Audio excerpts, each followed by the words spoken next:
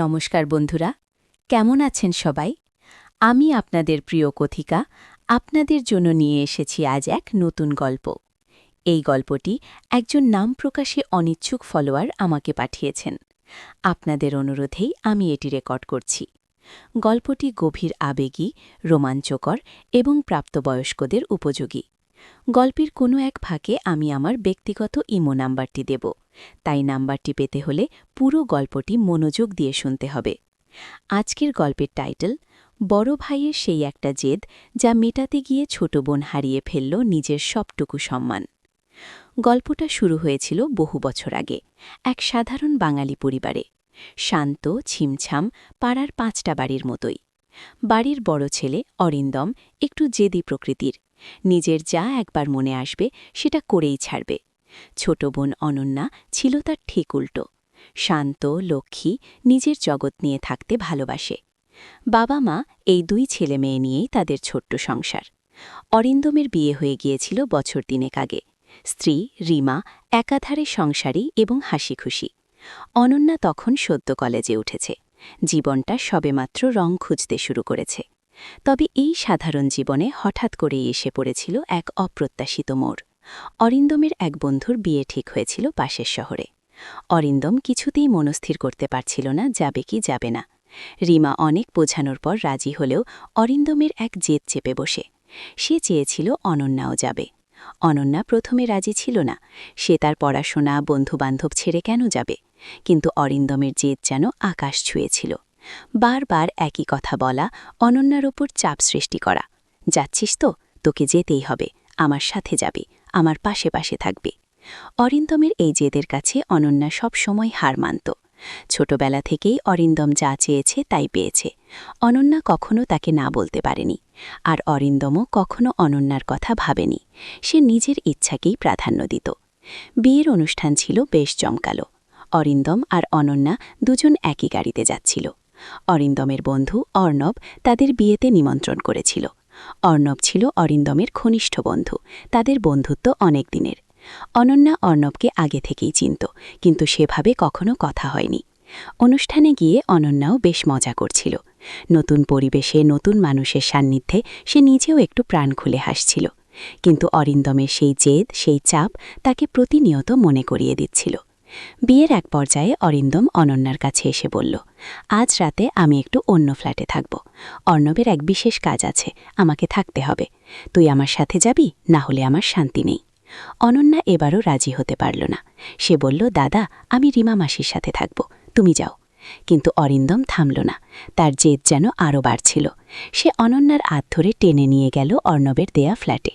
সেখানে গিয়ে অনন্যা দেখল অরিন্দম আসলে মিথ্যা বলেছিল, অর্ণব সেখানে ছিল না। সেই ফ্ল্যাটটি ছিল অর্ণবের এক আত্মীয়ের, আর সেখানে তারা দুজন ছাড়া আর কেউ ছিল না। অনন্যা তখন বুঝতে পারছিল সে এক বিরাট ভুল করে ফেলেছে। অরিন্দম সেদিন রাতে এক অদ্ভুত আচরণ করছিল, তার চোখে মুখে অন্যরকম এক উত্তেজনা। সে অনন্যার সামনে এসে দাঁড়াল। অনন্যা সাইলি তার দিকে তাকিয়ে রইল। এই প্রথম সে তার দাদার চোখে এমন এক দৃষ্টি দেখল যা তাকে ভীত করে তুলল। অরিন্দম অনন্যার হাত ধরল।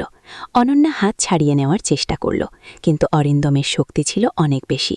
সে অনন্যাকে জড়িয়ে ধরল। অনন্যা চিৎকার করতে চাইল, কিন্তু অরিন্দম তার মুখ চেপে ধরল। এরপর যা ঘটল তা অনন্যার জীবনের এক কালো অধ্যায়। তার সমস্ত চিৎকার, সমস্ত প্রতিরোধ সেদিন ব্যর্থ হয়ে গিয়েছিল। অরিন্দম সেদিন তার ছোট বোনকে নিজের বিছানায় এক কামনার বস্তুতে পরিণত করেছিল। অনন্যার মনে হচ্ছিল সে যেন এক দুঃস্বপ্নের মধ্যে রয়েছে। সে এই সত্যকে বিশ্বাস করতে পারছিল না। তার নিজের বড় দাদা, যাকে সে দেবতার আসনে বসিয়েছিল, সে কিভাবে এমন কাজ করতে পারে। তার মন বারবার বলছিল এটা সত্য নয়, এটা শুধু এক বিভ্রম। কিন্তু বিভ্রমের রেশ কেটে যেতে সে আবার বাস্তবের মুখোমুখি হল। অরিন্দমের শরীরের উত্তাপ, তার নিঃশ্বাস, সবটাই ছিল তীব্র এবং বাস্তব। ভোরের আলো ফোটার আগেই অরিন্দম ফ্ল্যাট ছেড়ে চলে গেল। যাওয়ার আগে অনন্যার মাথায় হাত বুলিয়ে বলল, এটা আমাদের মধ্যে থাকবে, তুই কিছু বলবি না, বুঝলি? যদি বলিস তাহলে কিন্তু খুব খারাপ হবে। অনন্যা তখন প্রায় অচৈতন্য। সে শুধু অস্ফুটে হ্যাঁ বলতে পারল। তার চোখের জল তখনও শুকায়নি। সে বুঝতে পারছিল তার জীবনটা চিরতরে বদলে গেছে। তার সবটুকু সম্মান, তার নিষ্পাপ সত্তা, সবটুকু অরিন্দমের সেই জেদের কাছে বলি হয়ে গেছে। অনন্যা বাড়ি ফিরে এলো। রিমা মাসি জিজ্ঞেস করল, কে গো অনন্যা, এভাবে মুখ শুকিয়ে এসেছ কেন? অরিন্দম কোথায়? অনন্যা কোনো মতে বলল, দাদা একটু কাজে আটকে গেছে, তাই আমি চলে এলাম। রিমা মাসি কিছু বুঝল না, কিন্তু অনন্যার চুপচাপ থাকা দেখে একটু চিন্তিত হল। এরপর থেকে অনন্যার জীবন এক যন্ত্রণার নাম। সে আর আগের মতো হাসতে পারে না, তার চোখে মুখে সবসময় এক বিষণ্ণতা। সে তার দাদাকে সহ্য করতে পারে না। অরিন্দম যখনই তার সামনে আসে, অনন্যার বুক কেঁপে ওঠে। সে দূরে দূরে থাকার চেষ্টা করে, কিন্তু অরিন্দমের চোখ সবসময় তাকে অনুসরণ করে। সেই রাতে যা ঘটেছিল তা অনন্যার মনে এক গভীর দাগ কেটে গিয়েছিল। সে দিনরাত কেবল সেই মুহূর্তগুলোই মনে করত। কিন্তু ঘটনা এখানে শেষ নয়। এই গোপন অভিশাপ এক নতুন মোড় নিল। একদিন অরিন্দমের সেই বন্ধু অর্ণব অনন্যাদের বাড়িতে এলো। সে অরিন্দমের সাথে দেখা করতে এসেছিল, কিন্তু অরিন্দম বাড়িতে ছিল না। অর্ণব অনন্যার সাথে কথা বলল। অনন্যা অর্ণবের সাথে কথা বলতে ভয় পাচ্ছিল। তার মনে হচ্ছিল অর্ণব সব জেনে গেছে, কিন্তু অর্ণব স্বাভাবিক আচরণই করছিল। তারা কিছুক্ষণ গল্প করল। একদিন অর্ণব আবার এলো। এবার সে বলল, আমি অরিন্দমের সাথে একটা জরুরি কথা বলতে এসেছি, কিন্তু সে বাড়িতে নেই। তুমি কি একটু সাহায্য করতে পারবে? অনন্যা অনিচ্ছা সত্ত্বেও রাজি হলো। অর্ণব অনন্যাকে বলল, আমার কিছু টাকা দরকার। অরিন্দমকে বললে সে দেবে, কিন্তু আমি সরাসরি চাইতে পারছি না। তুমি কি একটু বলে দেবে? অনন্যার মনে হলো অর্ণব কেন নিজের বন্ধুর কাছে সরাসরি চাইতে পারছে না। সেই রাতে অরিন্দম যখন বাড়ি ফিরল, অনন্যা তাকে সব কথা বলল। অরিন্দম অর্ণবের কথা শুনে একটু অবাক হলো। সে বলল, টাকা? অর্ণব টাকা চায়? ঠিক আছে, দিয়ে দেব। পরদিন অরিন্দম অর্ণবকে টাকা দিল, কিন্তু অর্ণব টাকা নিয়ে যাওয়ার সময় অনন্যার দিকে এমনভাবে তাকালো যা অনন্যাকে আরও অস্বস্তিতে ফেলল।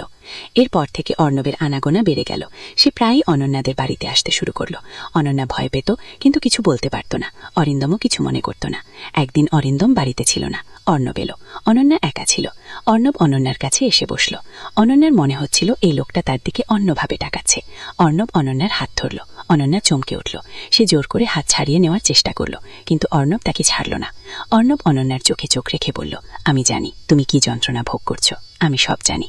অনন্যা ভয়ে জমে গেল। সে কিভাবে জানল? তাহলে কি অরিন্দম কিছু বলেছে? কিন্তু অরিন্দম তো এমন কাজ করেনি।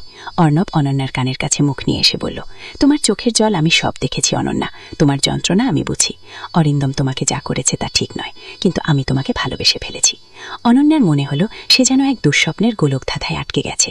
অর্ণব তাকে জড়িয়ে ধরল।